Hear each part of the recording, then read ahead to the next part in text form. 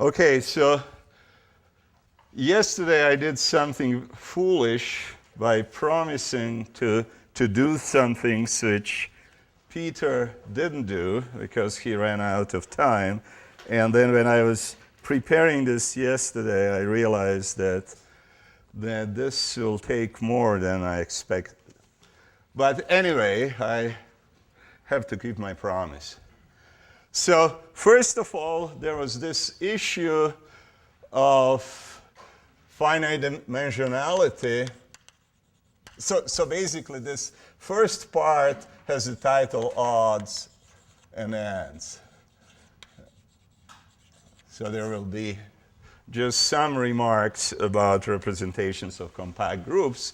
So the first thing I want to discuss is why irreducible unitary representations of compact group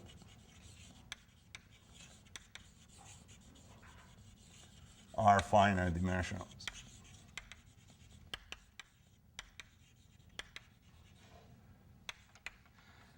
So there are two things here. One Peter mentioned, so let me first state what objects are precisely. So G is a compact group. H is a Hilbert space. And let's denote by U of H the unitary group.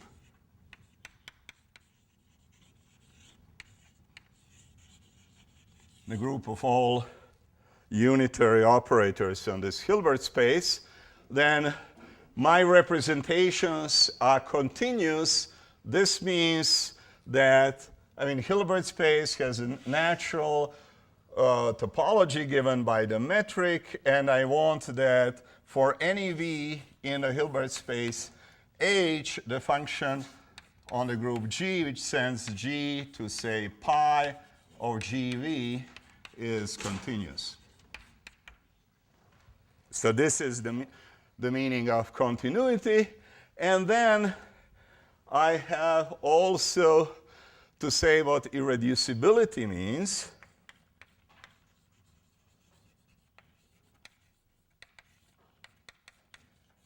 And this notion, of course, is much more subtle than in finite dimensional case. And if you thought about remarks Hasselmann made in his talk with these various examples and subspaces of functions he was studying, then you see that there are different subspaces which appear in infinite dimensional representations which are closely related. So by irreducible representation is a representation on H such that there are no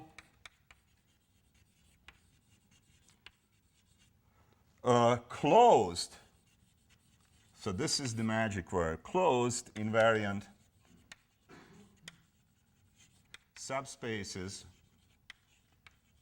except trivial ones. So 0 and H. And because I want to be completely honest, I will say that this is equivalent to a form of Schur's lemma.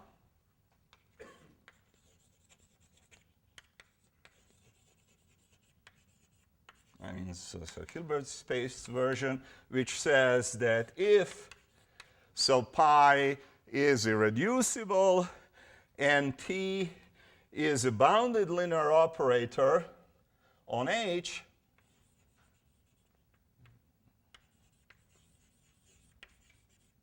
such that T pi of G is pi of G T, then this implies that T is multiple of the identity operator.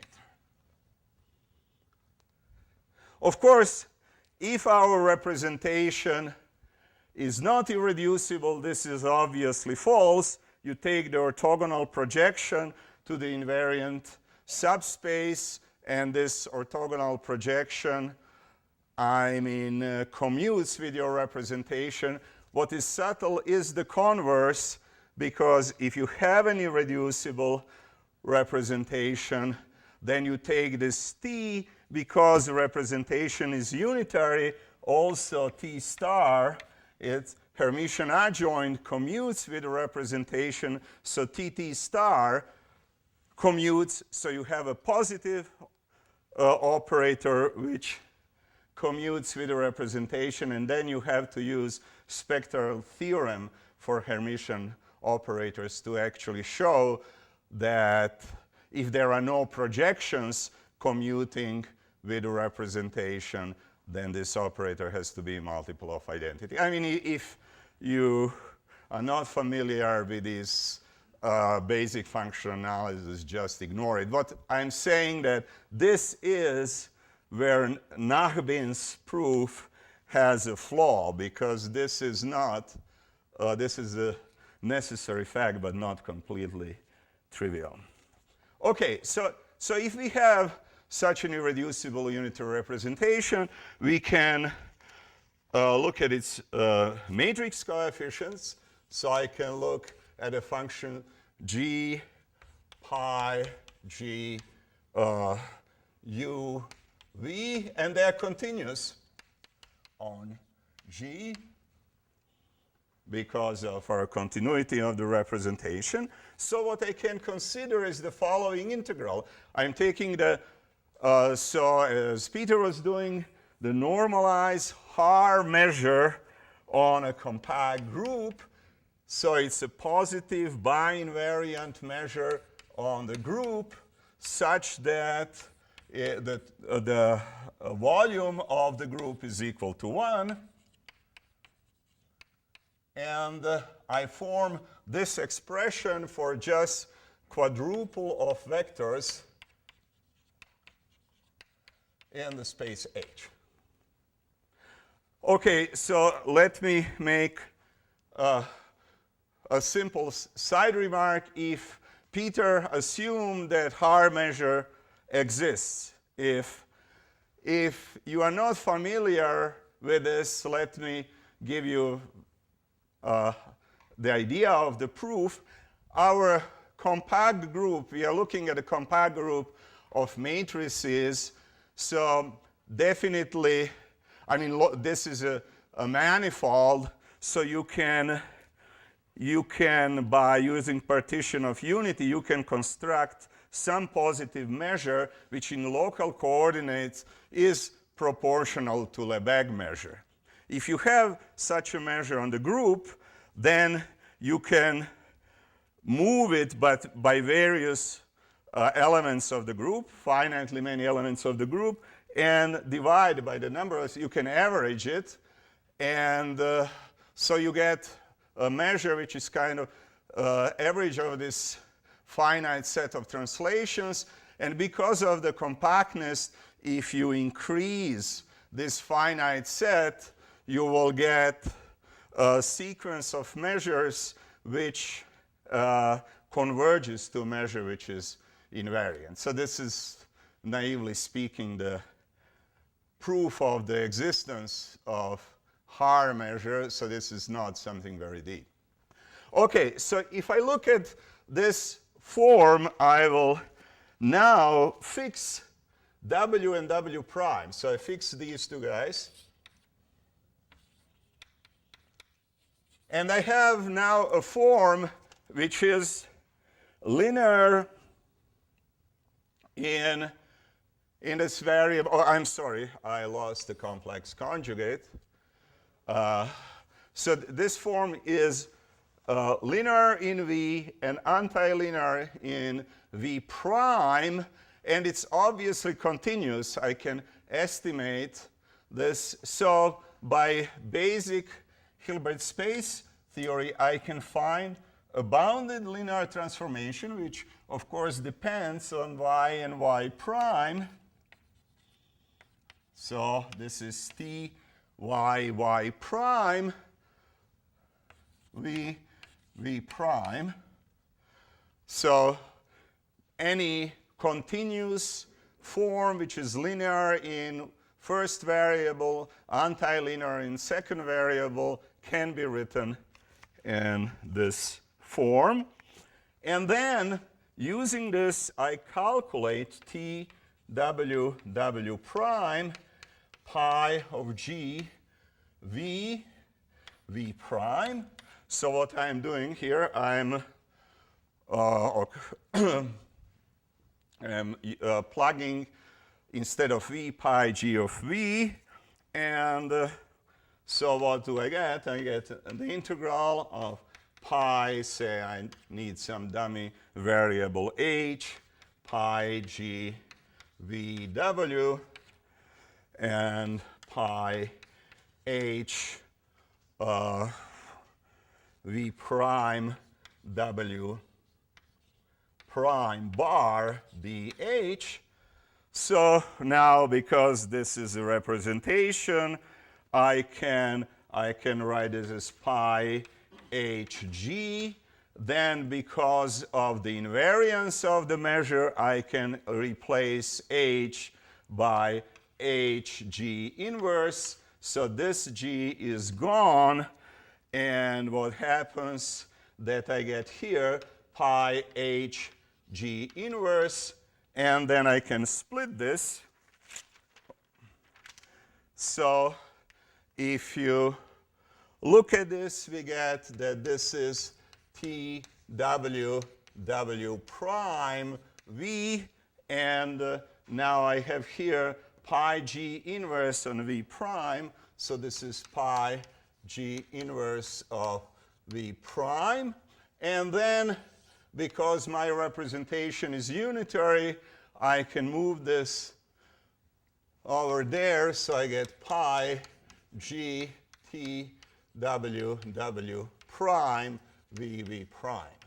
So now, compare these two expressions. We see that pi g t w prime is T w prime pi g.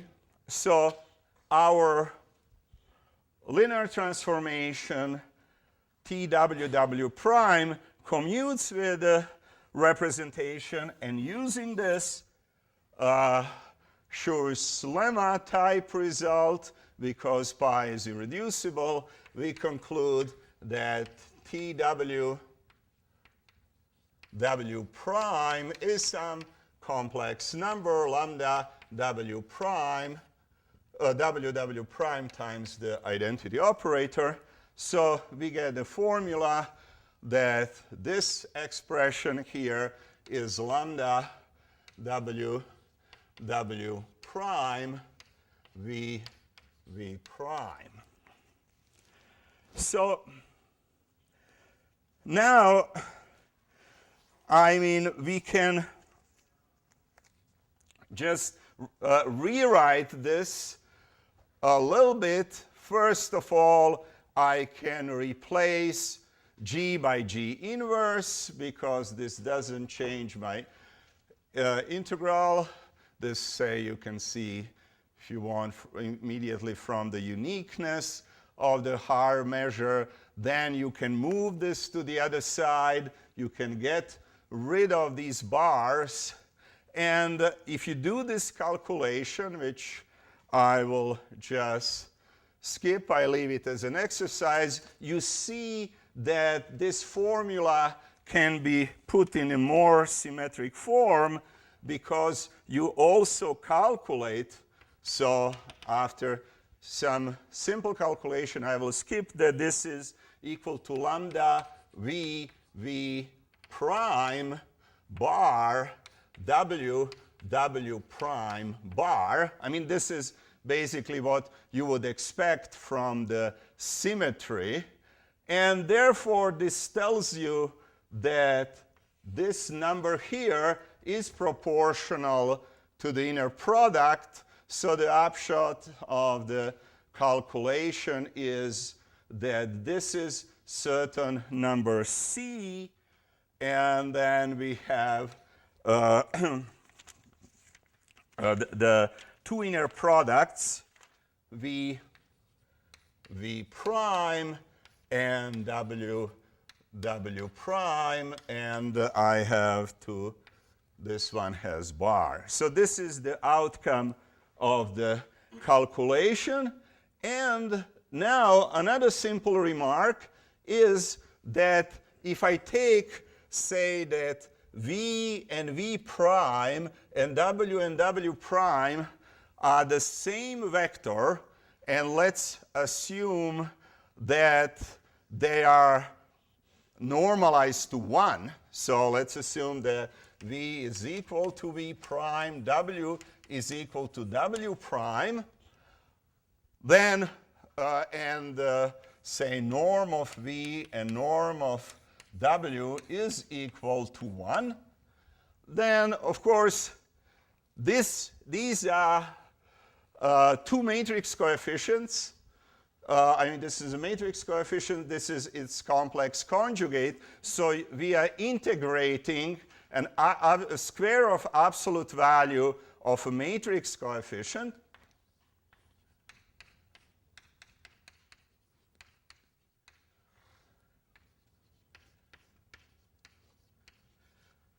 This is, of course, a positive function, and I mean, I can say take that v is equal to w. In this case, this function is also obviously non-zero, because when I add the identity, it's equal to 1. So therefore, on the other side, what do I have? This is the length, a square of length of vector v. This is square of length of vector w. So this is equal to c. And from this, we see that c is a strictly positive number. So this is, as you will see, this is more or less the proof of orthogonality relations. But we are now, I mean, doing this upside down, trying to actually use this argument to establish finite dimensionality. So any questions about this? Okay, so let me write down the formula, which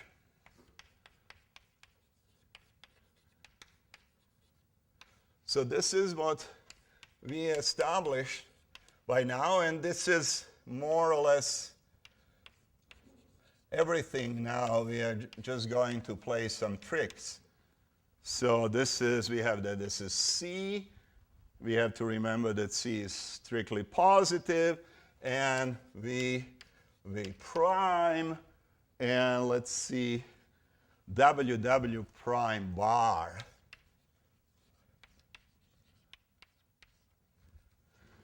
So this is the first step.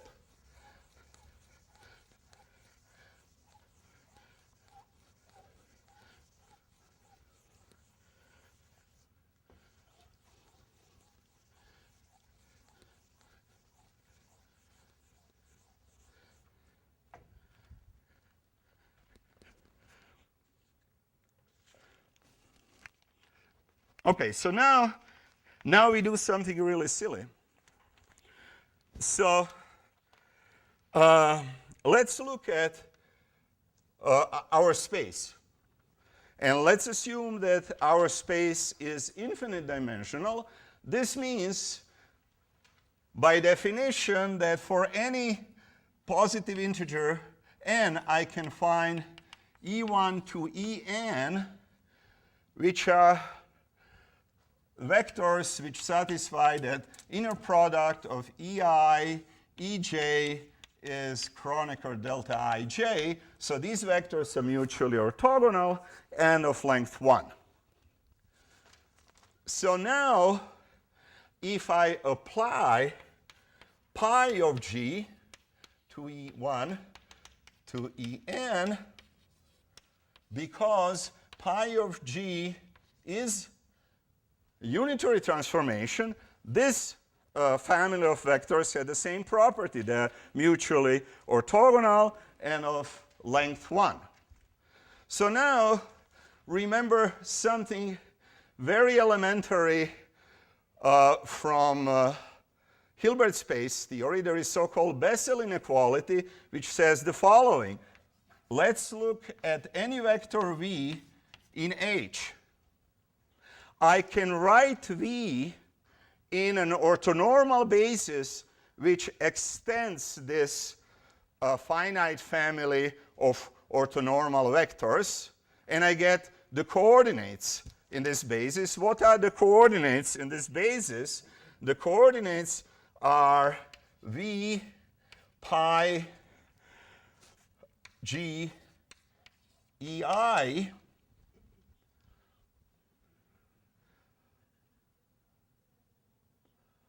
So if I take the sum of squares of absolute values of these coordinates, what do I get? If this is an orthonormal basis, if this is, say, an infinite sequence, then the sum of these squares will be equal to what? Yeah, square of the norm of the vector. So what I get here is something possibly less. And you see, this is the critical idea in Nachbin's proof of this, that here I have an expression which involves this n tuple of vectors. So the number n appears on this side. On this side, there is no n. Okay, but so what?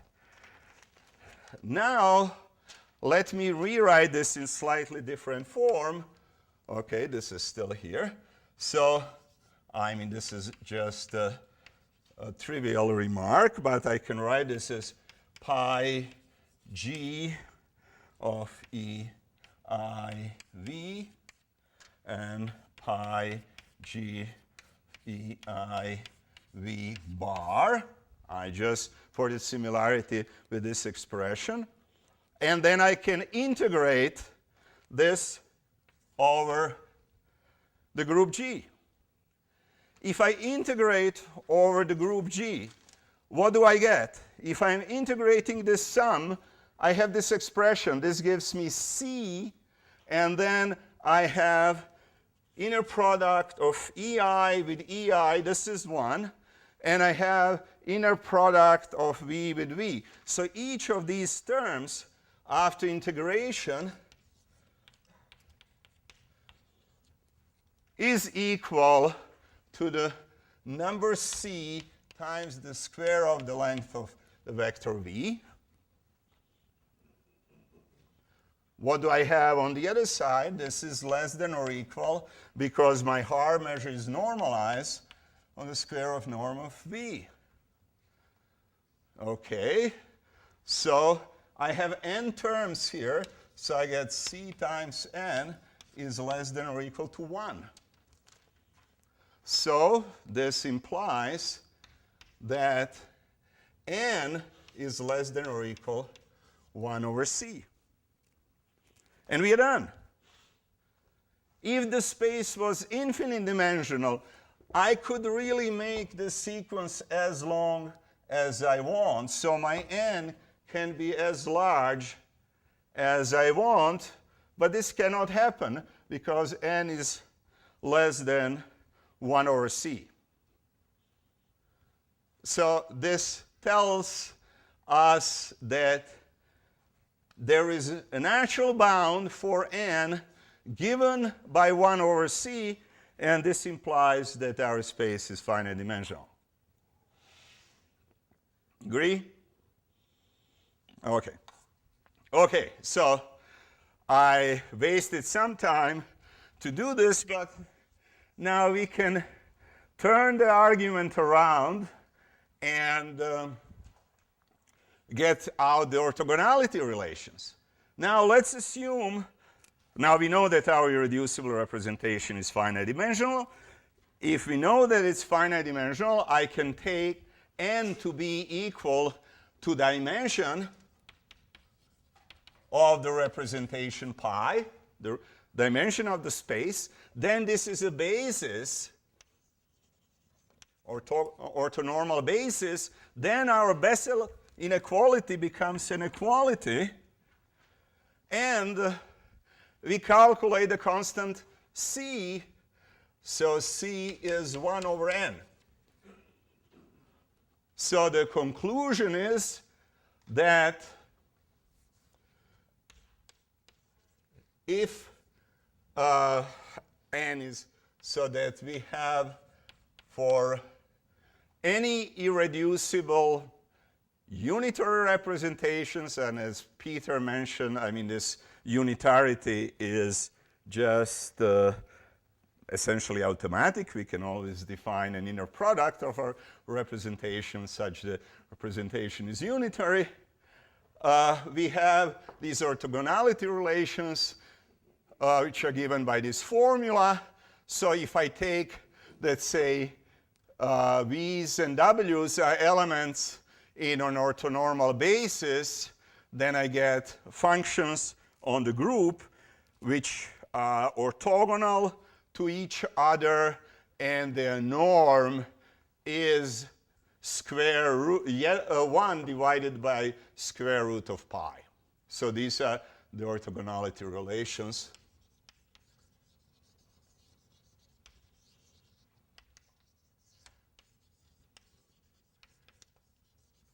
Which Peter mentioned, I think, but didn't prove. But of course, there is another orthogonality relation which is more trivial, which I will discuss now, and also which we need, and this is the relations for two different representations, irreducible representations.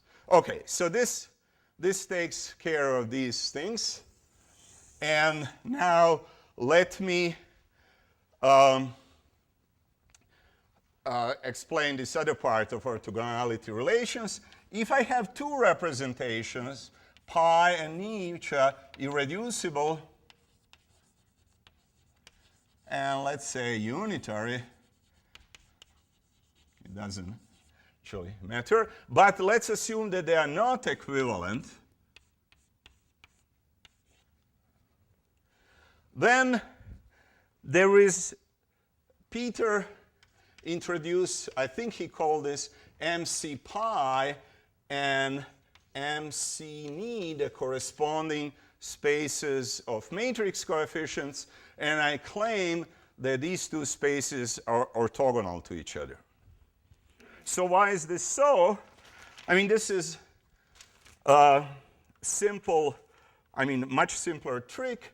Let's take, let me denote by V pi the space of this representation, V ni the space of this one, and let me take T to be a linear operator which goes, let's see, I want to go from V ni into V pi, and let's form S to be the integral over G pi G T ni G inverse dg. Now let's calculate S pi ni G. So this is the integral over G pi H T ni H and H inverse G dH. Now I can replace, I want to get rid of this G, because of the invariance, I can replace this H by G H. So if I will get H inverse G inverse, this will cancel with this guy here, and I get that this is pi of GS. So the conclusion is that if I take an arbitrary linear transformation between these two spaces, I average it I mean, this is, remember, this is the a representation on the space of linear transformations. Peter defined in his lecture, if I average this, I get a linear map S which intertwines these two representations. Thereby, assumption inequivalent, therefore S has to be 0. I mean, they're inequivalent and irreducible, so if S has a kernel, this kernel has to be invariant. Let's assume that the kernel is 0. If the kernel is 0, then it has to be injective.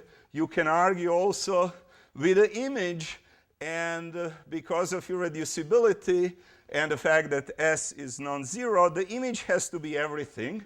So you will get that S is an isomorphism, which establishes equivalence. So we have clearly nonsense. So the only option is that the kernel of S is 0. So S is 0, and we establish this formula. Okay. And now there is a simple exercise. Let's define a linear transformation T by the following formula that let's fix vectors. So V prime is V of eta and W in V of pi. And let's define T of V is a rank 1 linear transformation, which takes this V, takes its inner product with this vector V prime, and then multiplies W with this number. So this is a linear transformation. I can plug it in here. And then if I do this, what do I get? I get that 0 is equal to the integral over G. So on my W, on my V, I have the action of this knee and T. So what do I get? I get pi of G, knee of G inverse V prime times W dG. So I can move this to the other side, apply complex conjugate, and if I do this calculation, I get G pi of G applied to W. This is from this thing, and this number goes out, and I can write it SNE of G W prime V prime V bar dG, and now I can take inner product by some W prime, and I get this fact that these two, any two matrix coefficients of these two inequivalent representations are mutually orthogonal. So this completes the proof of orthogonality relations.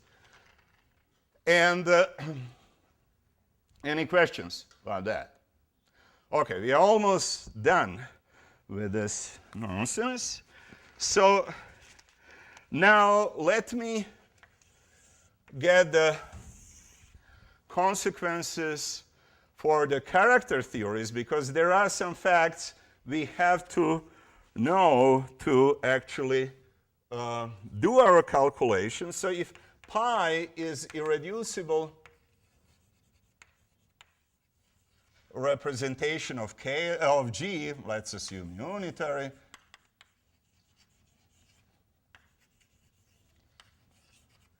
then Peter defined a character chi of pi at the point G is just the trace of pi G. So if I take an orthonormal basis, EI, this is the sum. I goes from 1 till dimension of pi of G, EI, EI.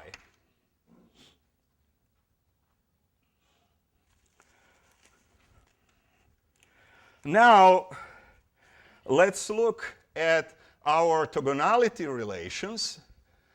So characters are just sum of matrix coefficients. So if I take that pi is one irreducible representation and ni is another irreducible representation, and let's assume they are not equivalent, then they are matrix coefficients in these mutually orthogonal subspaces. So any linear combination of them has the same properties. So the conclusion is that if I take characters of chi pi of G and chi ni of G, then this is this integral of these two characters, character of pi and complex conjugate character of ni, is equal to 0. So characters of different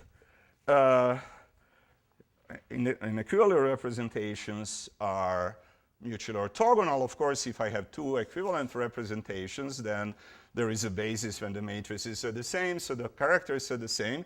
So we see that characters corresponding to different representations are linearly independent. And if I take an arbitrary representation, then I can define its character. And this character, because of this observation, will be expressed in unique fashion as an integral sum of irreducible characters. So this tells us that basically the decomposition of an arbitrary, say, finite dimensional representation is completely determined by its character. I mean, this is the fact which we are going to need. Let's calculate the integral of the absolute value of the square of absolute value of the character of the group. So in this case, we use orthogonality relations. So we use this. And if we do this calculation, I will leave this as an exercise. You see, for any these matrix coefficients, so I will have EI, EI here, say EJ, EJ. If I is different than J, then this side will be 0. If I is equal to J, I will pick up 1 divided by dimension of pi, but the number of diagonal elements is exactly dimension of pi. So if you do this calculation, you see that this is 1. So the characters, the natural length in this inner product is equal to 1. So they form an orthonormal basis of the space of functions, continuous function, constant and conjugate classes. Another formula, which I just follows trivially from this definition of the trace, is that if you look at chi pi of G, you can write this as a sum of matrix coefficients. When you complex conjugate, then you flip the order, you move pi G from one side to the other. So, I mean, this is an observation that this is equal to G inverse for all G's in G. And this is another formula which will be needed for time to time. Okay, so now, oops. There is any questions about this? Yeah. So you said Peter Ross' theorem that characters form an orthonormal basis, but you just proved orthogonality. Did I miss that proof? Oh, I mean, Peter proved completeness. I can remind you that you have matrix coefficients. Let me remind you what Peter said last time. This was when he used the fact that we are considering a linear group of matrices. So he used Stone-Weierstrass. Okay. Yeah, this was the part of proof he didn't skip. I mean, the fun part. He left me with all these calculations. Okay, so now I have to remind you, we had controversy yesterday with convolution, so I hope I did my homework right. So if I have continuous functions on my compact group G, so I define the convolution f star G and at a point x to be equal to integral over G f of x y inverse G y dy. So there is an exercise to show that this is associative algebra with this product, and also, which is a very simple exercise. Basically, this is what we discussed yesterday, how you get this convolution. You get this convolution for finite groups from the group considering the naive construction of multiplication in group algebra. So this is equivalent to the following observation, that if I have a unitary representation pi of G, I can define the corresponding representation of the group algebra C of G by putting P of F is the integral over G, pi of f of x, pi of x dx. So we take the group representation and integrating against this function f, because this continues, this makes perfect sense, and so on. And the convolution is defined in such a way that you can check this easily, that pi of f convolution with G is pi of f times pi of G. So basically, I have my, say, pi on a Hilbert space H. On this Hilbert space, I can consider the algebra of bounded linear operators, and in this way, I get a homomorphism of the group algebra C of G into this algebra of bounded linear operators on the Hilbert space.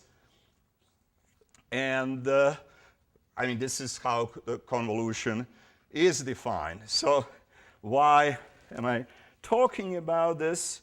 Because I want to tie this with characters so that I can decompose my representation.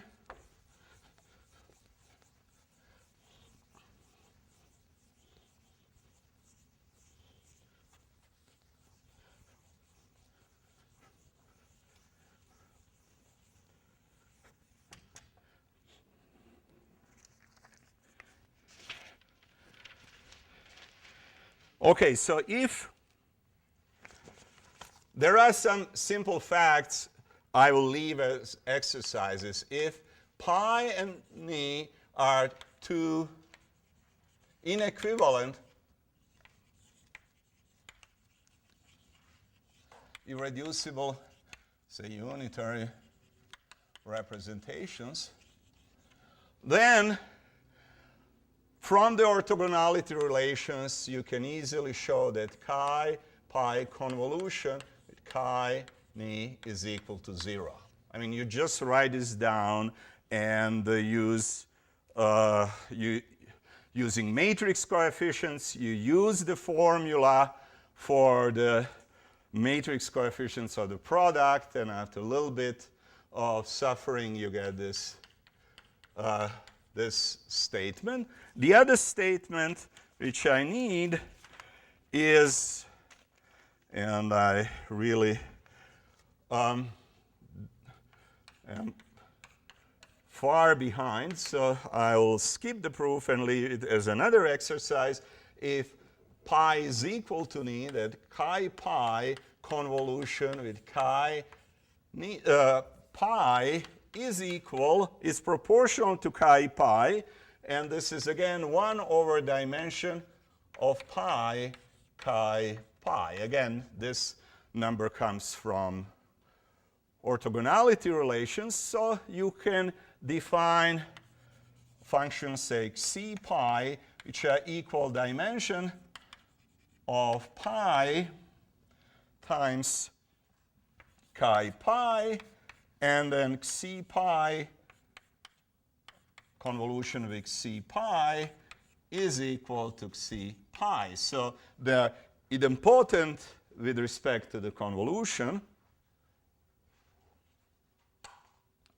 So then you can define operators pi. Let me assume that we say a Hilbert space H and some representation capital pi, which is unitary representation of G of this Hilbert space. Then let me take an irreducible representation ni of G, and I can define a linear transformation which looks like this. So P ni is equal to capital pi of the function xi ni bar. Because these functions are idempotents, we see that this is actually a projection. Another simple exercise is that this is an orthogonal projection. So if I take a Hermitian adjoint of this, I get the projector itself. And then, you can easily check that. This is maybe the hardest exercise, but not too hard, is that the image of the projection P ni is the orthogonal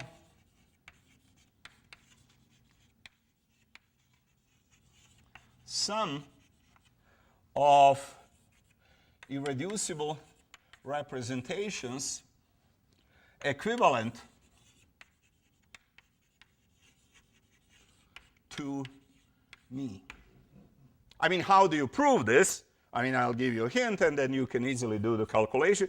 Take a vector in this subspace, and this projector, commutes with the representation. Yeah, this is another exercise that pi of G times P ni is P ni pi of G for all G's in G. This follows directly from the definition of this. And now, if I look at the vector in this subspace, so P ni looks at it trivially, I'm calculating this. I calculate this side, but now I use the formula, and you use the formula, you will get some linear combination of vectors with the coefficients which are matrix coefficients of the representation ni, and this tells you that this vector transforms according to a sum of the representations equivalent to ni. So this is basically what we conclude, that if I have this arbitrary representation, unitary representation capital pi, that capital pi is orthogonal. It's a Hilbert space sum over all irreducible unitary representations of G of m pi ni. Yeah, because you see this formula implies that p pi times P ni is equal to 0. So these projectors for inequivalent representations are orthogonal to each other. So I have this direct sum, and these subspaces are just direct sums of representations equivalent to Ni. And this gives an explicit decomposition of a representation of a compact group in terms of irreducible representations its irreducible representations. Okay, so this is, another thing which is equivalent to Peter Weil, or using Nachbin's argument, you can immediately show it. I mean, I cheated, is that the sum of these projectors, this is of course critical here, that sum of these projectors pi Ni is equal to the identity. I mean, the sum of these projectors, because they're mutually orthogonal, is a projector. So to some invariant subspace, which is sum of all such representations, let's assume that it's not identity. Then I could find an irreducible representation in orthogonal complement, which is finite dimensional, which is in this set.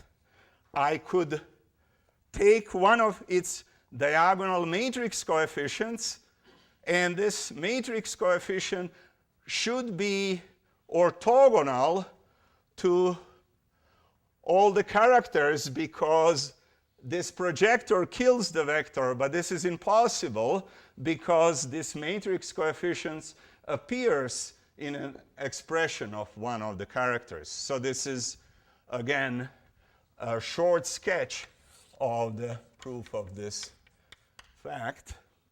And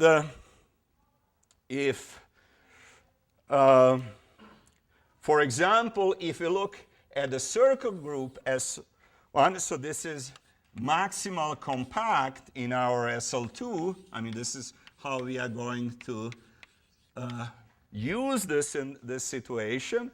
So what are irreducible representations? The elements of this group are just cosine, sine, negative sine, cosine, and we send this, so for sake, in e to I n phi, so where n is an integer, and to any integer n, we are going to get a corresponding projection on a subspace which transforms with respect to this representation. I mean, this appeared in Castleman's construction. So these things here are called, to just use Rishi's favorite terminology. So these are isotypical components of our representation, capital Pi. So we get, and if you take, for example, L2 of S1, then you can do this decomposition, and what you get is just abstract theory of Fourier series from the point of view of group representations. Okay, so now I came to the beginning of my talk, unfortunately. And let me just give you the preview, and then we are going to continue this afternoon. I didn't expect that this will last so long. So what we want to do. So what our interest is to study representations of the group SL2R.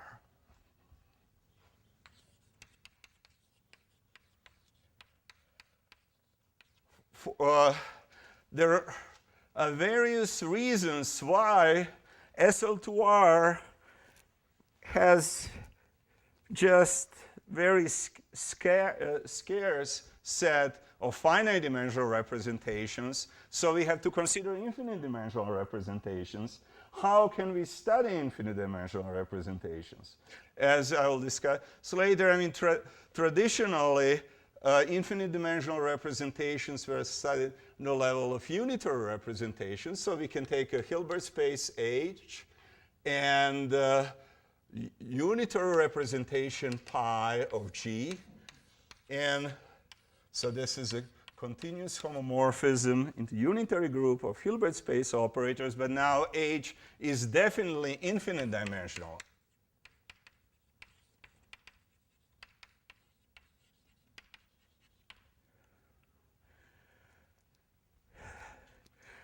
This is maybe what at least physicists would like us to study, but as you could see from Kasselman's discussion yesterday, this is not the end of the story. You have to study also other spaces, which I'll briefly describe. So it was, at the beginning, it was unclear how to approach this problem. And Harishchandra had the right idea. So let me just, in last 2 minutes, explain Harishchandra's idea, and then in the afternoon I will try to make this precise. And so Harishchandra said, okay, let's first consider our maximal compact K sitting inside G. Then we can use this decomposition. So our H splits into orthogonal sum of H n's and goes over the integers. So these are these projections, these subspaces are isotypic components of our representations, which transform under this irreducible representation of K. So this is a Hilbert space sum, but then inside this, you can look at this. I don't know how to, let me just not put a circle. I don't know any better notation. I mean, or here I should put some kind of Hilbert space completion. Yeah, let's do this. And so now this is a very simple algebraic object. It's algebraic sum of these subspaces. And unfortunately, the group doesn't act on this. But you have the action of the Lie algebra. So this was Harishchandra's remark, which was implicit in Kasselman's calculation yesterday, that if you replace your Hilbert space by this algebraic gadget is, as you will see, simpler, but you pay for this, and you pay for this by losing the group action, group G, just the smaller group K acts, and also the Lie algebra acts. So this will, when we formalize this, this will give us a definition of Harishchandra modules. Then we are going to see that all the notions we define for, say, representations of finite groups, matrix coefficients, characters, and such gadgets can be defined on the level of Harishchandra modules, and we can use this approach to extend our theory. But, I mean, this afternoon, I will try to dwell upon this construction, explain some technical points, and also try to convince you that this is a promising way to do this. Okay, so this is everything for now. Any questions?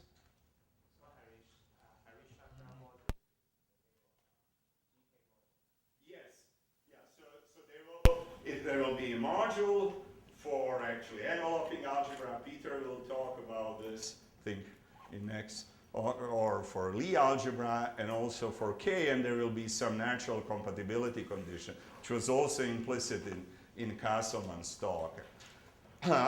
So, and it will have some functorial properties with respect to group representations, but this is also something I will be discussing in the afternoon, at least on some vague level. Basically, Harishchandra module is a way how to get rid of function analysis. So if you dislike measure theory and all this nonsense I was doing, Hilbert space nonsense I was doing today, so it will disappear in the afternoon. Any other questions? Okay, so